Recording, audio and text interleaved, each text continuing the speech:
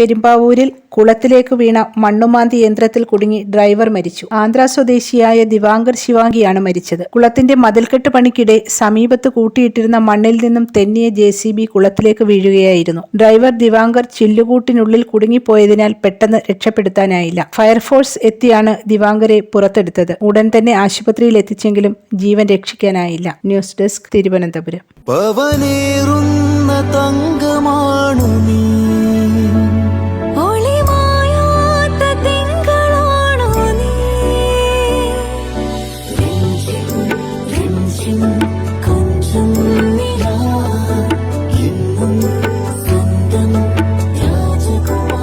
Be a Rajakumari. Rajakumari Gold and Diamonds. The trust of Travancore. Rajakumari.